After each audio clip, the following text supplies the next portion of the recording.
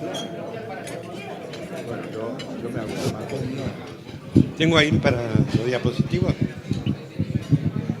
¿Tenés para...?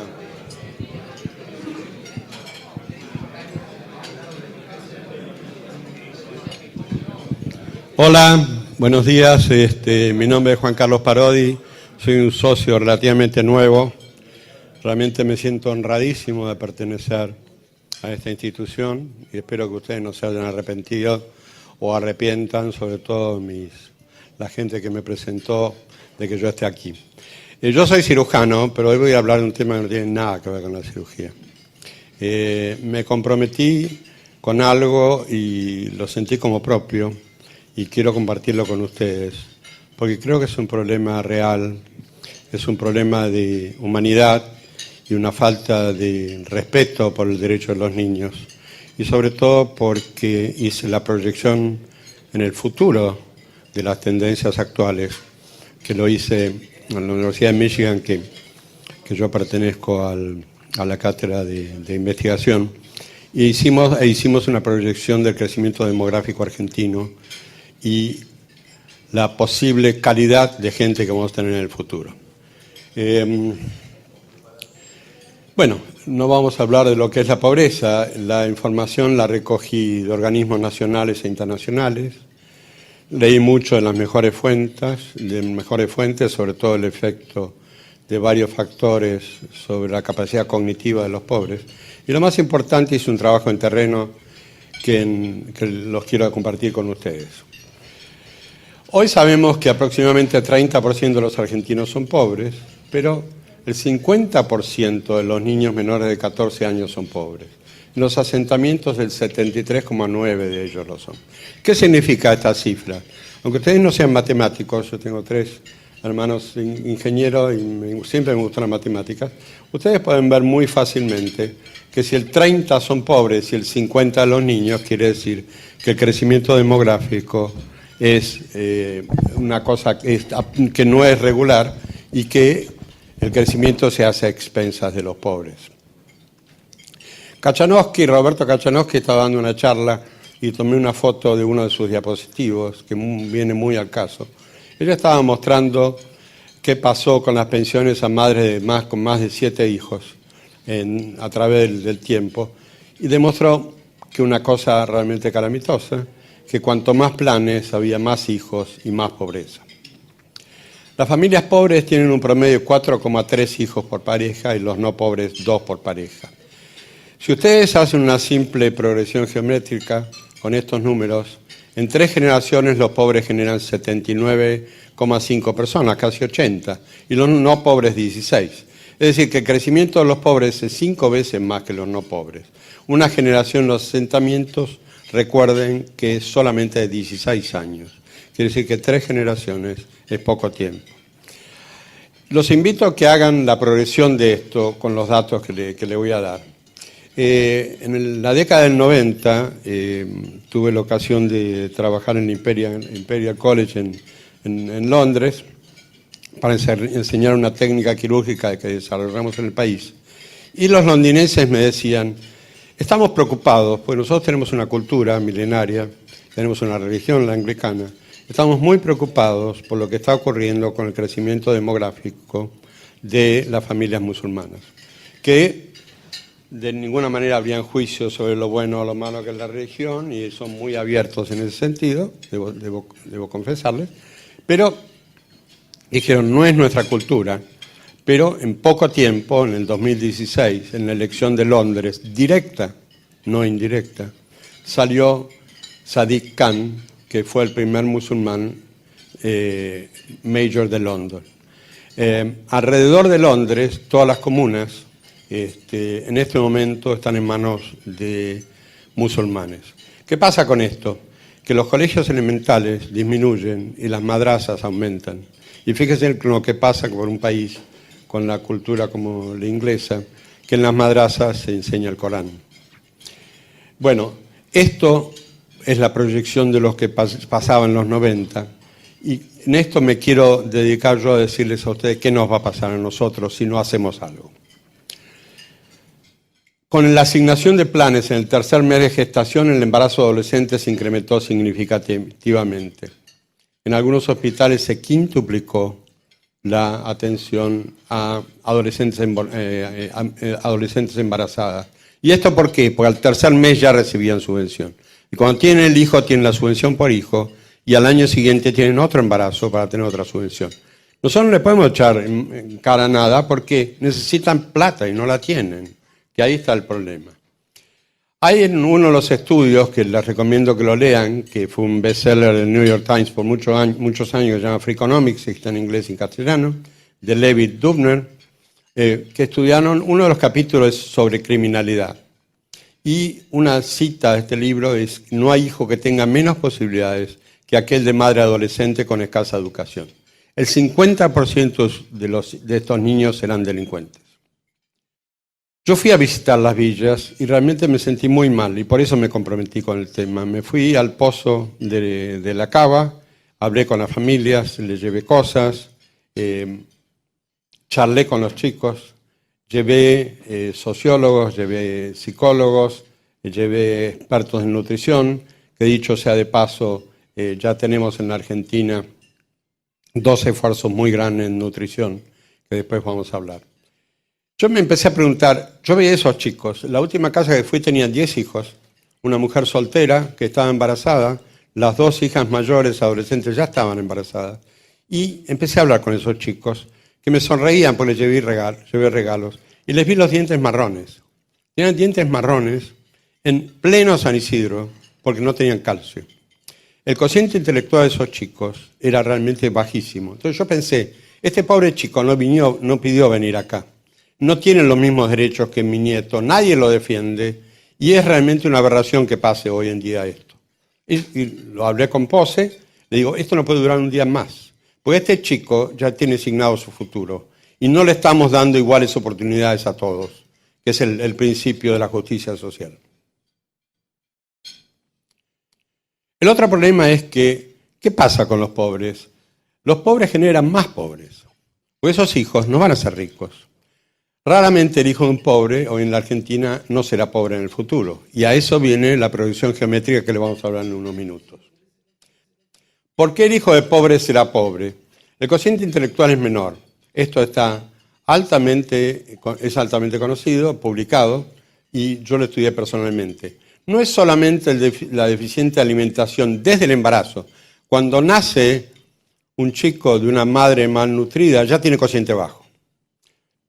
La plasticidad del cerebro se produce dentro de los primeros 5 años. Hay un segundo periodo de plasticidad en la preadolescencia muy corto, pero esencialmente el cociente depende de la nutrición durante el embarazo y en los primeros 5 años. Además, estos chicos, que la mayoría son no deseados ni esperados, no tienen estímulos, tienen agresión física más del 50%, padecen polución auditiva, presencia de pandillas en su barrio, falta de afecto y uso del paco. Todo esto está publicado hasta en el Lancet, que es una de las revistas internacionales de medicina más respetadas, y la sustancia gris de estos chicos en volumen es menor, y la superficie de su cerebro también es menor. Ni que hablar de las conexiones interneuronales, que son muchísimo menores. El problema es que este déficit cognitivo, aunque ustedes lo recontraalimenten, es irreversible. Ya estos chicos, que son el 50% de los niños en Argentina hoy, van a ser nuestro futuro. Y esos chicos tienen bajo cociente. Y ahora vamos a hablar de la educación. Educación deficiente. Yo comprobé personalmente que en todas las villas los maestros no tienen título de maestro. Fui a hablar con los gremialistas y me dijeron, eso es así. Los que tienen título no van a las villas. Entonces tenemos que convocar a los que abandonaron el estudio, que no tienen título para que sean maestros. Quiere decir que en los lugares donde más educación necesitamos, tenemos a los peores maestros. Esto pasa hoy en la Argentina. Arieta Guadañe dio una charla interesantísima y nos decía, los hijos de los pobres no van a la universidad. No tienen las mismas posibilidades que tu hijo y tu nieto. No tienen ninguna. Entonces, ¿quién los defiende a los niños pobres? Nadie. Nadie. ¿Ustedes creen que con la subvención universal por hijo bajaron solamente el 5,6% el índice de pobreza? Es decir, Ellos no pidieron venir a este planeta, tuvieron la desgracia de nacer en un lugar carenciado, su alimentación fue insuficiente, no tuvieron estimulación ni afecto, la mayoría recibieron castigos, muchos fueron abusados, la educación fue insuficiente, sus mentes no le permiten competir con sus pares para alcanzar una profesión, un oficio o un trabajo digno. Es decir que su destino, como decíamos antes, estaba sellado, eran perdedores, desocupados, resentidos y muchos de ellos abrazarán el delito. Con la proyección del crecimiento demográfico asimétrico, como estamos hablando, en pocos años, la mayoría de los niños futuros adultos en nuestro país serán pobres, con capacidad mental disminuida y educación insuficiente. ¿Qué pasó con el delito? Desde el año 86 hasta ahora aumentó 10 veces. Va a seguir aumentando mucho más, porque ese 50% de niños, la mayoría ya fumó paco. Y acá está Pepe Milei, que casualmente está estudiando el efecto del paco con el cerebro. Y es devastador. Es decir, ¿quién los está defendiendo estos chicos? Nadie. Por eso yo vengo acá y por eso soy cirujano y estoy hablando de un tema no quirúrgico. Hablamos de hijos no deseados. Casualmente en el capítulo de Freakonomics de Levitt y Dubner estudiaron las consecuencias de ser un hijo no deseado. La delincuencia se alimenta de ellos. Los peores criminales en los Estados Unidos fueron hijos no deseados. No hay que encarcelarlos ni matarlos, hay que evitar gestar hijos no deseados. ¿Qué hallazgos anatómicos hay en los estudios sobre estos chicos? Como les decía antes, menor superficie de la corteza, menor volumen de sustancia gris, el tiempo de plasticidad los 5 primeros años y el segundo periodo, como les decía antes, muy corto en la preadolescencia, que pueden recuperar muy poco de eso. Es decir, tenemos que hacer algo y de hecho yo lo estoy tratando de hacer y hay que hacer propuestas concretas.